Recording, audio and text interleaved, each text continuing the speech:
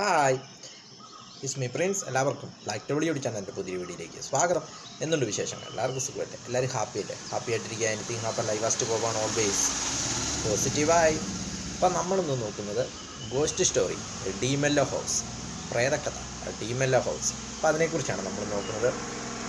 ഗോവയിലെ ഒരു haunted പ്ലേസാണ് ഡീമെല്ലോ house എന്നത്. പോർച്ചുഗീസ് ഭരണകാലത്ത് പണിയപ്പെട്ട ഒരു മാളികയാണിത്.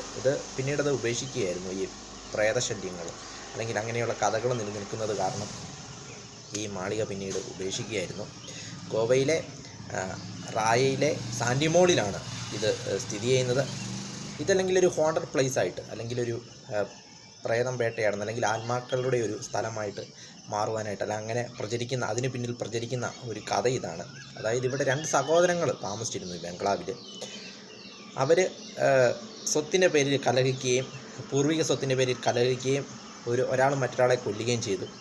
പിന്നീട് ആ കൊന്നയാൾ പിന്നീട് കുറച്ച് നാളുകൾക്ക് ശേഷം ദുരൂഹ സാഹചര്യത്തിൽ അദ്ദേഹവും മരിക്കുകയുണ്ടായി.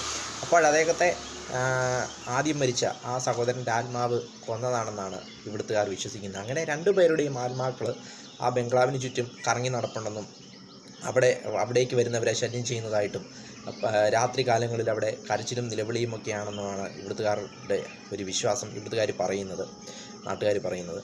അതുകൊണ്ടാണ് അതൊരു ഹോണ്ടഡ് പ്ലേസ് ആയിട്ട് ഡീമെല്ലോ ഹൗസ് അറിയപ്പെടുവാനായിട്ട് കാരണമെന്ന് പറയുന്നത്. ഗോവയുടെ തലസ്ഥാനമായ പനാജിയിൽ നിന്നും ഏകദേശം 35 കിലോമീറ്ററാണ് ഇവിടേക്കുള്ള ദൂരമെന്ന് പറയുന്നത്.